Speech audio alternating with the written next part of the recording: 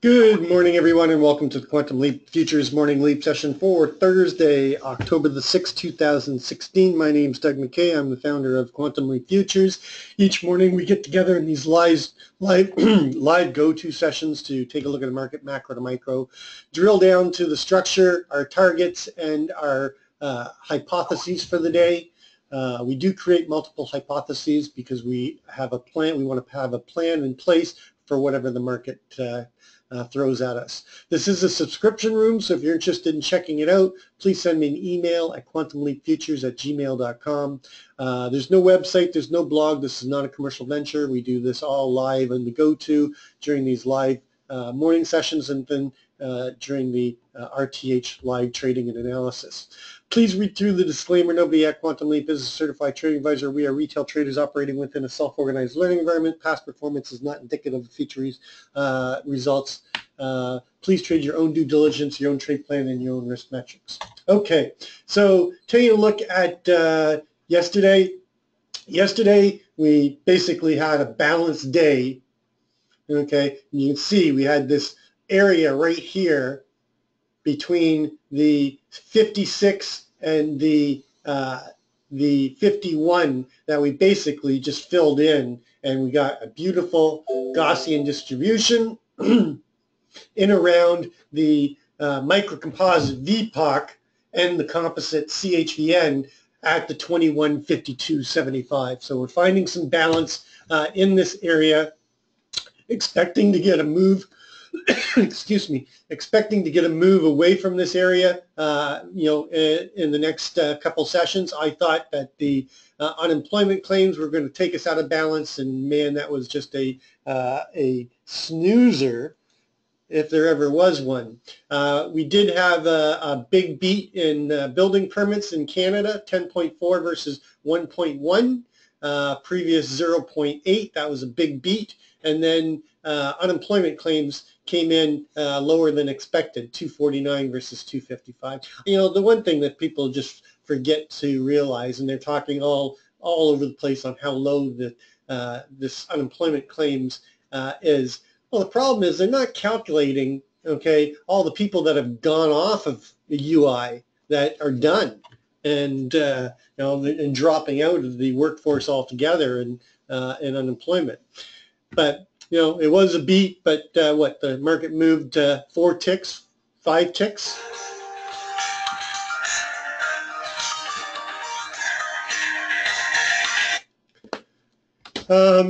Natural gas, we've got news this morning at 10:30, natural gas. We've got Canadian Governor, Council Member Wilkins speaking, and that's about it today. Not a lot in news. Tomorrow, though, I think we've got a fair amount of news tomorrow. Yeah, we've got non-farm employment change, unemployment rate, average hourly earnings, final wholesale, and then you got a whole bunch of FOMC members speaking. So tomorrow could be quite exciting.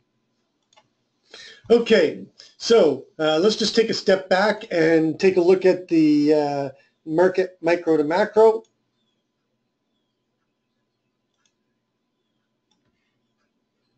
Sorry, I wasn't really set up fully for getting on.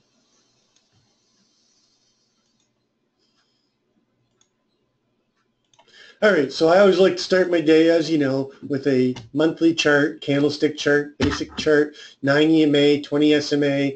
I'm looking for slope and separation, and then I work my way down through the time frames. I'm looking for where the trend is being challenged and, where is the strength of the trend in the different time frames.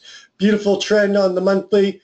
Challenge at the end of 15, beginning of 16, took it back. So far, we're holding above the 9, and we're getting continuation, but we're getting lower lows. I'm sorry, lower closes on the monthly so far. We are had 2 months in a row that closed lower, and right now we opened the month at 58.75, and we're trading down 10 points below it.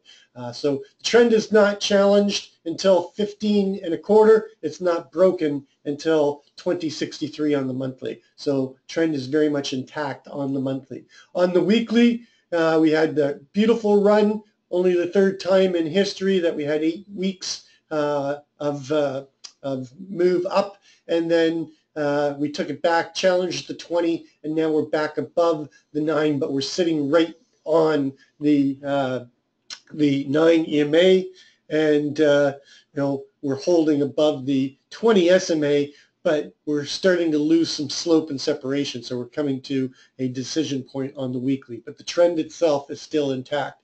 On the daily, a little bit of a different story. We've got the what could be the start of a downward trend, but even though we get slope and separation to the downside, we have a crossover over the 9, and we're above the 9 right now. So this could be consolidation. Of course, we've got this symmetrical triangle still. It looked like we were going to get a breakout to the downside yesterday.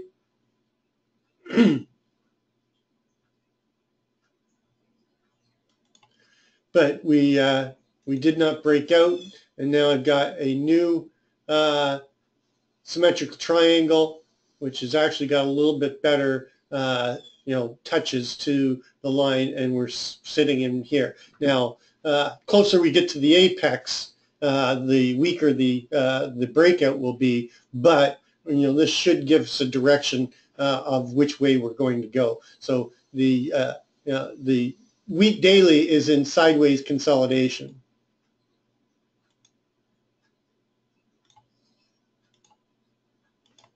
Moving down to the intraday, the 4-hour, basically the same thing. We've got a little bit of consolidation. We've got a possible cup and handle here. Let's take a look at this. Let's see if it sets up. Yep.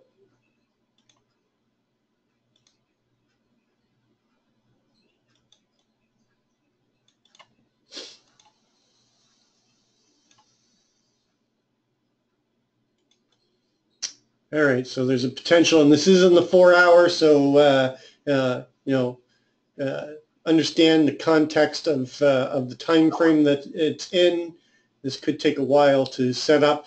It is violated if we get below the 46, and I would wait for the breakout above the neckline.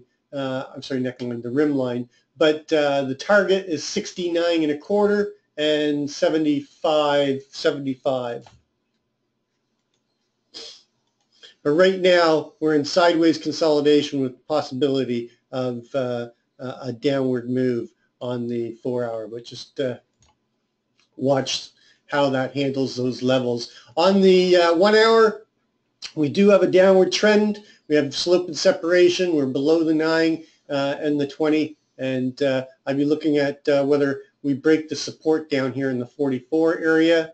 Going to the 30-minute, basically we were starting to get continuation of the downward trend. So far they're taking it back slightly up at 50.50 above the 9, coming up to test the 20. So we created a technical gap, and they closed the technical gap. Now they're trying to challenge the trend. There is a naked cross that we left above us at 52.50. That's on the 30-minute, so I'd be watching that. Going to the 15-minute, basically the same picture as the 30-minute. We also have a naked cross up here at 53. And, we're challenging the trend, but we could fail right here, or we could start a trend up. And, of course, on the 5-minute, we're going to get an upward trend. So as we move down in the time frames, we're starting to get a upward trend. There is a naked cross down here at 49.50. So pay attention to those naked crosses as possible destination points. There is one up here that we left overnight all the way up at 53.75. So we've got 3 naked crosses above us and 1 slightly below us. So move this out of the way and start taking a look at the structure, the bigger picture structure. Pretty clear. We're in this this microcomposite VPOC that I start from the 711. This is the blackout line, and you can see that the microcomposite VPOC is at basically 53. The smaller 8-day microcomposite agrees with it, and the CHVN is pretty pronounced here. We did shift the microcomposite all the way from up here at 72.75 down to this 53. So we're coming into some very strong price acceptance, and this is where we will move away from this area and either come back down into this balance down here, set it around the 29, or come up and come back into this balance right here, which is got the VPOC up in the 70, 73, 75 area. So we've got price acceptance on a smaller. If I put a profile just combining these three profiles, you can see that 72, 75 is in line with where we shifted the microcomposite VPOC down to the 53. So if we get above the 66, okay, this, the line in the sand above, the destination point is going to be that 72, 75 with possible continuation up into the 75. And then if we break above the 77.50, then I'm looking for a move to make new all-time highs in the December contract above the 85 and equalize the highs up into 91.50 from the September all-time high. 44, you can still use it as a key line in the sand, but I've shifted my line in the sand down to the 38.75. Actually, I'm using the 36, the week low, just to be safe for a move into this value area and down to 29.75. I mean, the numbers don't change because we've been trading in this area for so long. I mean, now the 53 is going to still act as a magnet as it's doing right now, but once we break out of this distribution and get out of this value, you might even want to use, if you wanted to, you could use the value area of the smaller 8-day microcomposite as your breakout points. I'm just going to make this a little bit more definable. So you've got 40.75 and 56.75. I still think the 66 is the better. Looking at overnight, you can see that we've got a bit of a double distribution with the LVN at 52. Our VPOC is still above, but we still got another 30 minutes. We could get a shift down here to the 49.50 if we come down and trade more down there. The midpoint is 51.75 with the VWAP. Our high overnight is the 55.75, which is basically one tick above the value. This is a strong value area. So if we get back inside of this value area, we'll most likely get an 80% destination trade, unlike when you have a trend day or a neutral extreme or double distribution where the value area is not very strong. This one should be pretty strong. Our overnight low is 47.50. Currently it could go lower. So we did break out of yesterday's range and go down to 47.50. We're sitting just on the bottom of the range right now and near the open of the RTH session yesterday. I'm going to be using the 49 as a trade area, the range low. I'm going to be using 52.50 for two different reasons: the 52 LVN and the value area low. Just remember, though, that on this particular trade, you're right near the VPOC from yesterday and the microcomposite VPOC. So I'm going to move this down to the LVN because I think if we get above the the 50, you can even use 51.75. We get above the 51.75, your strength of the move into the 53 should carry you into the value area and take out that naked VPOC. Our naked close is just above at 53.50, so I think it's a pretty strong trade right there. And then obviously with the overnight high, I'm going to use the value area, but I'm going to just move it up slightly to the 56. It shifted down slightly, but most of the time it was up at the 56. So I'm going to use the 56 there, and our overnight VPOC is 53.75. And that's all the information that I need off of the overnight. And then I'm going to use the 59 rather than the 58. We do have a naked close, though, at 59. You know what? I'm going to use 58. I actually think you could probably use the 57, but I'm going to use the 58 for the breakout, targeting the 60. The 60.25 has been a brute. It has not been taken out. We've been expecting it to get taken out, and it just won't go. And then our key line in the sand is the 66 still, with targets at 68.25, 70.25, 73.75, and the 77.78. Our daily ATR is running at 26.16, so off of the bottom of the Globex. Our upside ATR target is moved to 73.75. So right on that naked VPOC. And off of the overnight high, 21.55.75, our downside ATR target is 21.29.75. So right at that key 29 area. That moves up. So I'm going to use that as a target rather than 29. All right.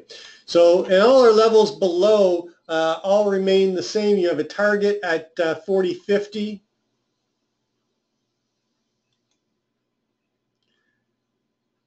You've got a trade area at 44.25. And then our key line in the sand is going to be 36, as I said, the low of the week and the low of 2 days ago.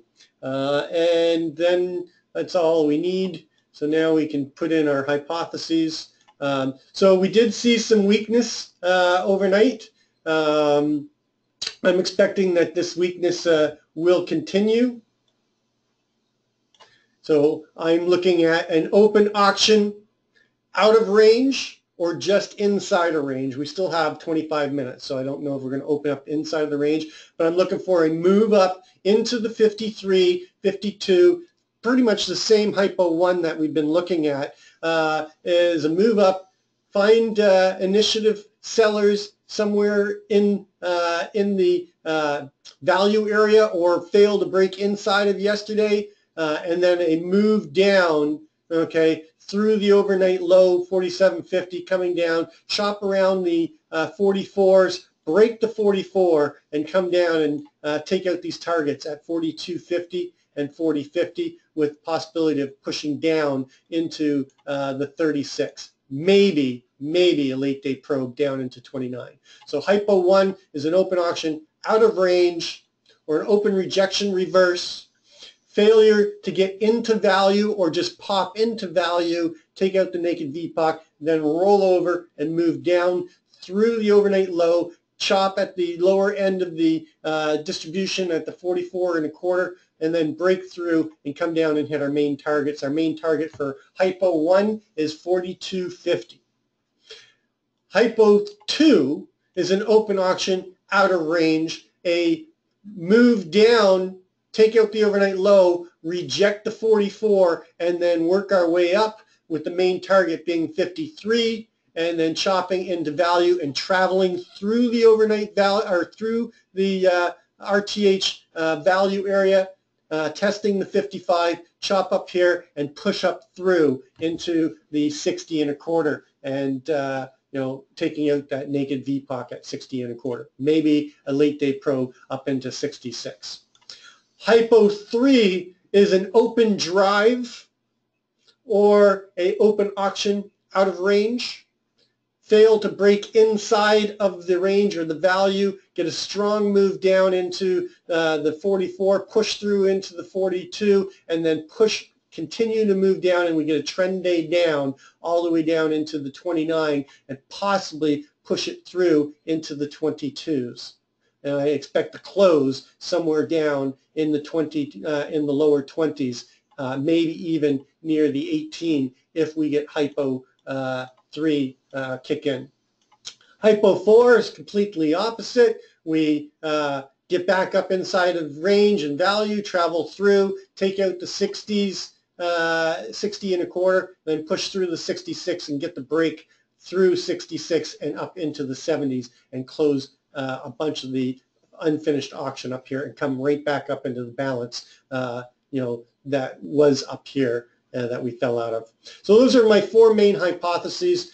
I think that the downside is starting to get a little bit more attractive, but you never know what's going to happen. We're below the Keltner center line. A move down to the lower line will take us down into that 45. It'll probably be 44 by the time we get there. If we get above the Keltner center line, it'll take us up into a move up into the 57 and take us up through value. So pretty clear on the Renko chart.